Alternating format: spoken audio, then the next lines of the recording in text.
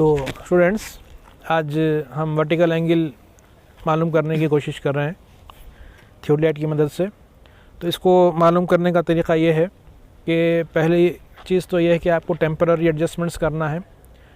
जैसा कि आपको मालूम है कि थियोडलाइट का इस्तेमाल हॉरिजॉन्टल एंगल मालूम करने के लिए होता है और वर्टिकल एंगल मालूम करने के लिए होता है। कुछ भी मालूम करना चाह रहे हैं आप तो सबसे पहले टेम्पररी एडजस्टमेंट्स करना है। तो टेम्पररी एडजस्टमेंट्स में फिक्सिंग अप एंड सेंटरिंग और लेवलिंग जो हम फुट स्क्रू से करते हैं, उसके बाद एलिमिनेशन ऑफ पैरेलक्स, यानी कि यहाँ पे एक वाइट स्क्रीन पकड़ के आप आइस पीस को घुमाएंगे ताकि यहाँ तक के जो क्रॉस हेयर्स हैं वो डार्क नज़र आए। फिर वाइट स्क्रीन हटाने के बाद हम फोकसिंग स्क्रू को घुमाएंगे यहाँ तक के ऑब्जेक्ट नज़र आ जाए। ये काम अगर आप कर लेंगे, यही काम हम डम्पी लेवल में भी किए हैं, ऑटो लेवल में भी किए हैं, थियोडलाइट में भी यही काम करना है। तो ये टेम्पररी एडजस्टमेंट्स करने के बाद, स्टेशन पे लगा देने के बाद, सेटअप हो जाने के बाद, अब आपको क्या करना है, एक चीज़ इम्पॉर्टेंट है। लेवलिंग के वक्त हम ये अल्टीट्यूड बबल देखेंगे, ये वाला बबल, ये वाले बबल को देखते हुए लेवल करेंगे, प्लेट बबल को नहीं देखेंगे। तो ये एक चीज़ है जो आपको ध्यान में रखना है जब आप वर्टिकल एंगल मालूम करने वाले हैं। तो यहाँ पे आप कोई भी एक बिल्डिंग, टावर, इलेक्ट्रिकल पोल जो ऊंचाई पर है उसको अगर आप देखेंगे तो लाइन ऑफ कॉलिमेशन से ऊपर होगा तो एंगल ऑफ एलिवेशन होगा, ये भी वर्टिकल एंगल है।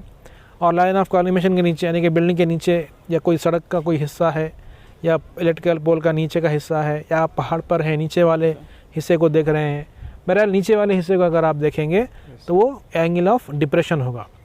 तो अभी हम एंगल ऑफ एलिवेशन मालूम करेंगे। वो कैसे मालूम करेंगे, ये आप जो भी मालूम करना चाह रहे हैं, पहली बात तो ये कि आप यहाँ पे ये जो अपर क्लैंप है वो लूज़ कर लीजिए, क्योंकि इसको घुमाना होता है, आपको बार बार घुमाना रहता है। तो फोकसिंग के लिए और एडजस्टमेंट्स के लिए हम क्या करेंगे, अल्टीट्यूड क्लैंप और अल्टीट्यूड टेंजेंट का इस्तेमाल करेंगे। और पहले कोई भी चीज़ देखना है तो ये पहले इससे रफली इससे देख लेंगे, उसके बाद आई पीस से देखेंगे, फिर फोकसिंग करेंगे। तो फॉर एग्ज़ाम्पल मैं बिल्डिंग का ऊपर का हिस्सा देखना चाह रहा हूँ तो मैं देखूँगा इधर से, इसको टाइट करूँगा और माइनर एडजस्टमेंट्स के लिए पहले फोकसिंग कर लूँगा मैं।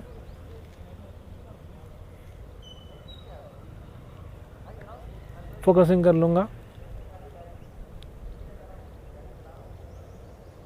उसके बाद माइनर एडजस्टमेंट्स के लिए हम जो है टेंजेंट स्क्रू का इस्तेमाल करेंगे।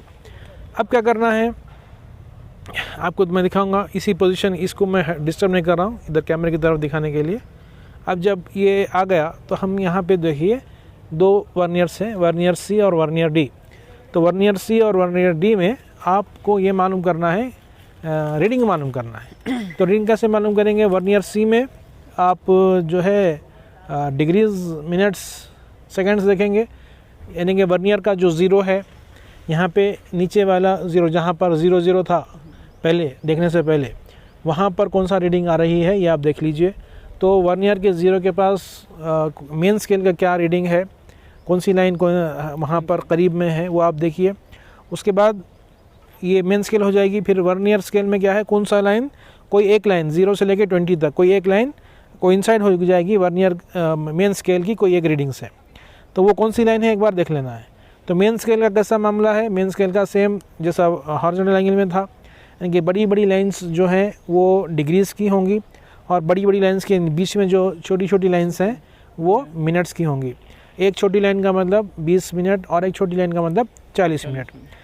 ठीक इसी तरीके से वर्नियर स्केल में क्या है, जो बड़ी बड़ी लाइंस हैं वो मिनट्स की हैं और 1 मिनट बड़ी बड़ी लाइंस के बीच में जो दो छोटी छोटी लाइंस हैं वो सेकंड्स के हैं, यानी कि एक छोटी लाइन का मतलब 20 सेकंड है और एक छोटी लाइन का मतलब 40 सेकंड है। इस तरीके से आप मुकम्मल जो रीडिंग है वो नोट कर लेना है। अब इधर है जी। तो हम क्या करेंगे, हम ऐसे करेंगे कि जो वर्नियर सी और वर्नियर डी के जो रीडिंग्स हैं वो नोट करेंगे। तो ये एक काम हो जाएगा। उसके बाद क्या करना है, यही काम, अभी तो रीडिंग्स नोट करेंगे हम, यही काम आपको फेस राइट से भी करना है, यानी कि आप स्विंगिंग करेंगे, मतलब सॉरी ट्रांजिटिंग करेंगे, उसके बाद स्विंगिंग करेंगे, तो फेस लेफ़्ट से फेस राइट होगा। और जिस बिल्डिंग के जिस किनारे को आप देखे थे, जो पॉइंट को आप देखे थे, उसी पॉइंट को इस फेस लेफ़्ट से भी, फेस राइट से भी देखना है। तो आपको याद रहना कि आप किस चीज़ को देखे थे वहाँ पर।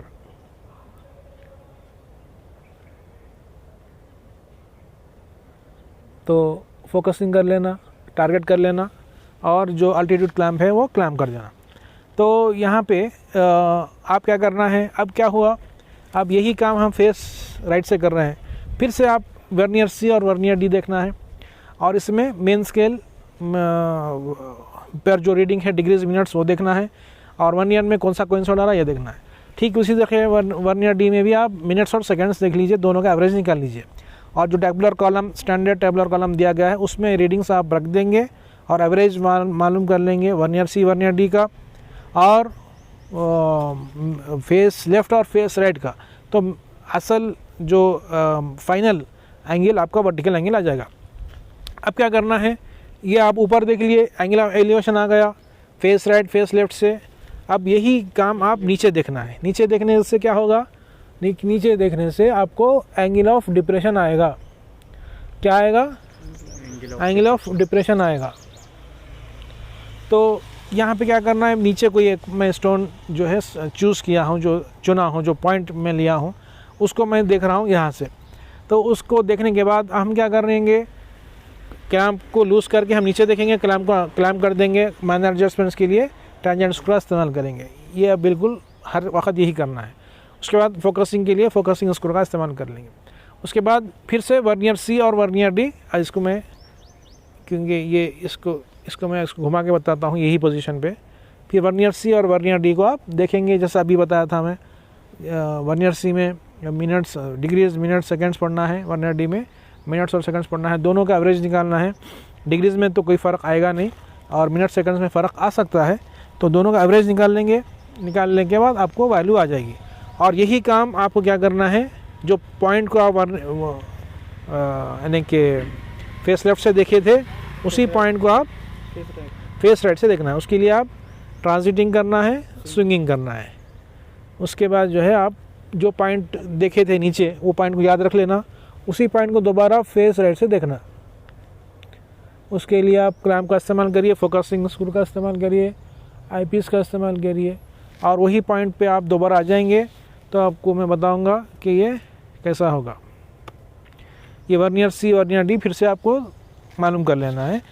और जहाँ वर्नियर का जो ज़ीरो है, यहाँ पे एक चीज़ गौर करना है कि यहाँ 0 से 20 अलग अलग थियोडलाइट्स रहते हैं। इस थियोडलाइट की बात कर रहा हूँ मैं। 0 से 20 वर्नियर में रहता, फिर 20 के बाद 0 भी रहता, वहाँ से 20 इस तरफ रहता। तो हम मेन स्केल के करीब में जो 0 है उसको हम स्टैंडर्ड मानते हुए ये काम करना है। आप जब प्रैक्टिकली इसको इस्तेमाल करेंगे, सीखेंगे, समझेंगे, और बग़ैर थोड़ा सा यानी कि जल्दबाजी किए बगैर अगर आप स्टेप बाय स्टेप अगर आप काम करते रहेंगे तो सही से रिज़ल्ट्स और एंगल्स आ सकते हैं। तो इसमें और कुछ आप पूछना चाह रहे हैं तो आप पूछ सकते हैं।